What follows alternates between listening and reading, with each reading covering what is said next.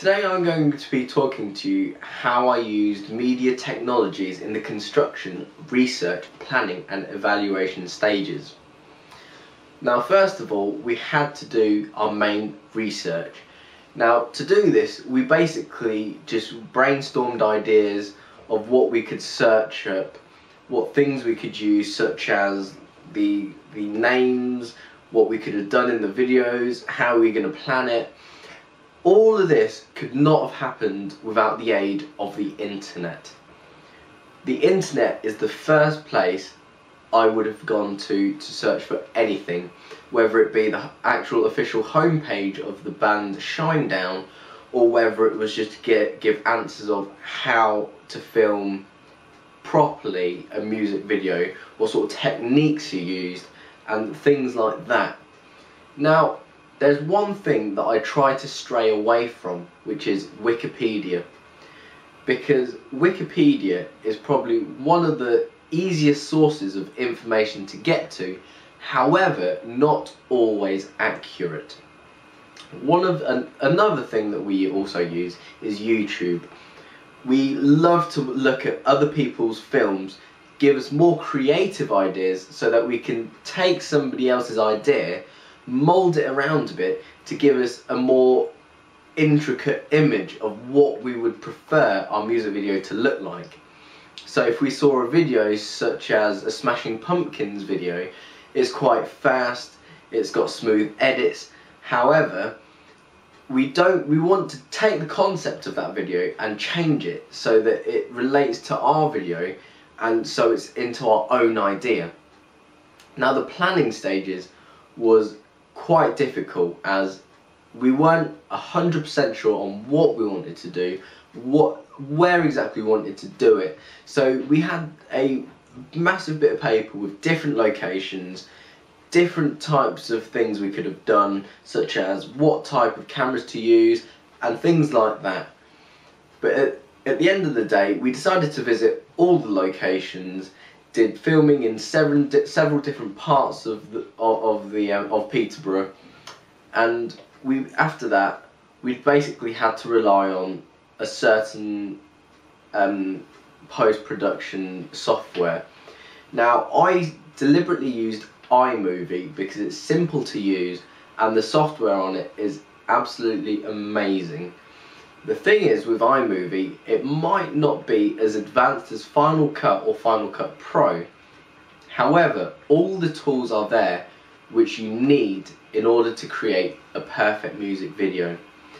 Now, the software that while I was using, which is the one actually on here now, the software on the video here, basically you can cut and paste different types of scenes together and merge them into one strip. Now, when we did the construction of it, all we did was cut and paste each different scene together in time with the song.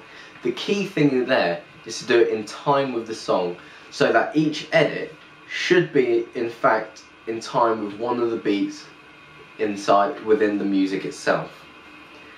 Now, when I made the Digipack, I used a different type of software which is called Photoshop.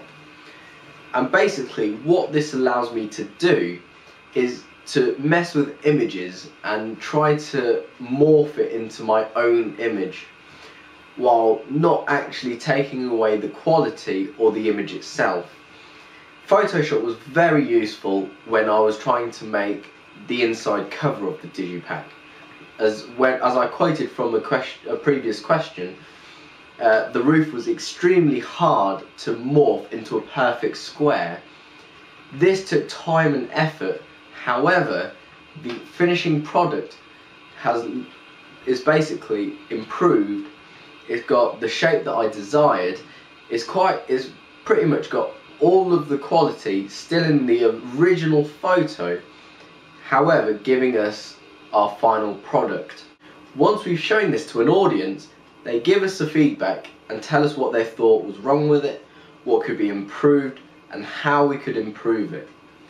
Now, we don't take the audience feedback lightly, as we take all sorts of criticisms and also constructive criticisms.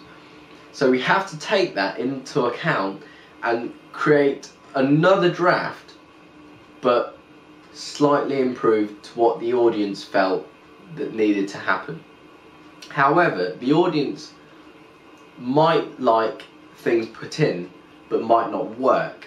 So we still took the opportunity to add in extra things that we thought that might have worked but didn't, but eventually we changed it back and just put in the things that we thought did work. Then after all that has finished and we exported the video again and then shown it to the audience again, we then take more feedback until less and less people give us constructive criticism or any type of criticism of that matter. Eventually, nobody would have anything to say about it or have any flaws that they would point out, and this is the point where the video is completed. We go over the video once more after the audience is happy with it, and then we find any minor kinks that are still in there, such as slight offsets of the person lip syncing to the actual music video, which happens quite a lot.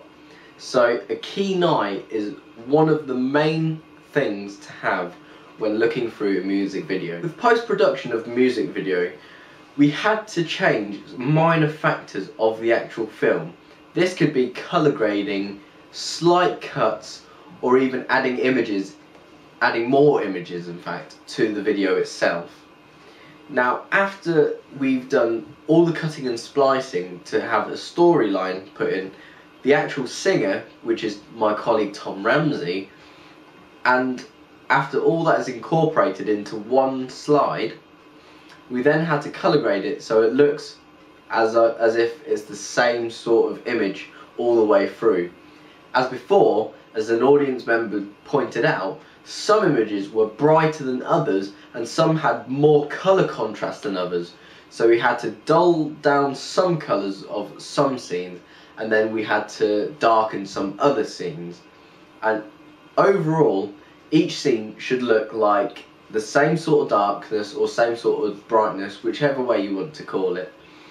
And then we had to change it so it's the same sort of colour grade all the way through the video, so it looks more smooth than it did before. This also helps with the transitions, as you won't notice the transitions as much as you would have done before.